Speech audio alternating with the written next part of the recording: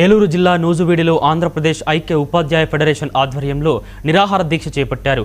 UTF కార్యదర్శి బత్తుల అనురాధ ఆధ్వర్యంలో జరిగిన ఈ కార్యక్రమంలో ముసునూరు, చాట్రాయి, ఆగిరిపల్లి, నూజువీడు మండలాల యూటీఎఫ్ నాయకులు పాల్గొన్నారు. గత 3 ఏళ్లుగా పెండింగ్లో ఉన్న పీఆర్సీని వెంటనే విడుదల చేయాలని డిమాండ్ చేశారు.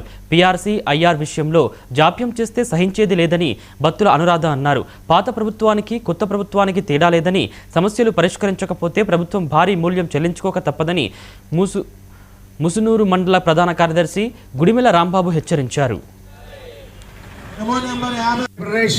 మా రాష్ట్ర సంఘం ఇచ్చినటువంటి పిలుపు మేరకు మేము ఇక్కడ నిరాహార దీక్ష శిబిరంలో కూర్చోవటం అనేది జరిగింది. ముఖ్యంగా మా డిమాండ్లు ఏంటి అంటే ఆర్థిక పరమైనటువంటి డిమాండ్లు. 1/7/2023 మాత్రమే రావాల్సినటువంటి పిఆర్సీ 2026 వచ్చినా కూడా ఇంతవరకు దాని అతిగతి లేదు. అంచేత వెంటనే మాకు పిఆర్సీ కమిషన్ నియమించాలని, ఐఆర్ని ప్రకటించాలని, అలాగే హెల్త్ కార్డ్ స్కీమ్స్ ఈహెచ్ఎస్లో డబ్బులు కడుతున్నాం కానీ ఏ హాస్పిటల్కి వెళ్ళినా కార్డు పనిచేయట్లేదు అని చెప్పి వెనక్కి తిప్పి పంపించాల్సిన పరిస్థితి. అవి కూడా మా డబ్బులు మేము దాచుకున్నా మా సొంత డబ్బులతోటే మళ్ళీ మేము వైద్య ఖర్చుల్ని భరించాల్సినటువంటి పరిస్థితి వస్తుంది. కాబట్టి దానిని కూడా ఒకసారి దృష్టిలో పెట్టుకొని మళ్ళీ తిరిగి దాని మీద దృష్టి సారించాలని కోరుతున్నాము.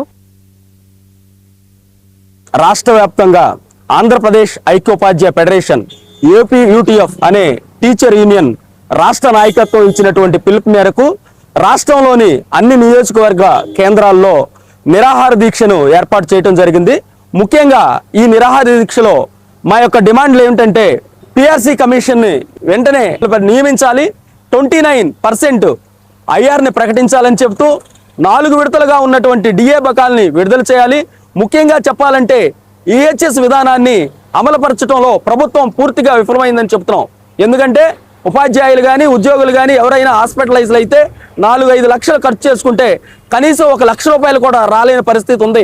అది కూడా తక్కువ, 1 లక్ష రూపాయలు వచ్చినప్పటికి కూడా అవి ఎప్పుడు అకౌంట్లో జమ అవుతాయో తెలియని పరిస్థితి. మా యొక్క డబ్బులు కూడా మేము దాచుకున్న డబ్బులు కూడా పిఎఫ్ కానీ ఏపీజేఎల్ కూడా ప్రభుత్వం విడుదల చేయని పరిస్థితి. కాబట్టి గత ప్రభుత్వం ఏ విధంగా అయితే మమ్మల్ని ఇబ్బంది పెట్టిందో కూటమి ప్రభుత్వం కూడా అదే స్థాయిలో మమ్మల్ని ఇబ్బంది పెడుతుంది. మరి మేము కూటమి ప్రభుత్వాన్ని ప్రశ్నిస్తున్నాం. ఖచ్చితంగా మీరు ఎన్నికల్లోకి ముందు వచ్చినప్పుడు ప్రభుత్వ ఉద్యోగుల యొక్క సంక్షేమాన్ని మేము చూస్తా ఉన్నారు, కానీ మేము 2.5 సంవత్సరాలు ఎదురు చూసాం. మరి మీరేం చూశారు సంక్షేమం?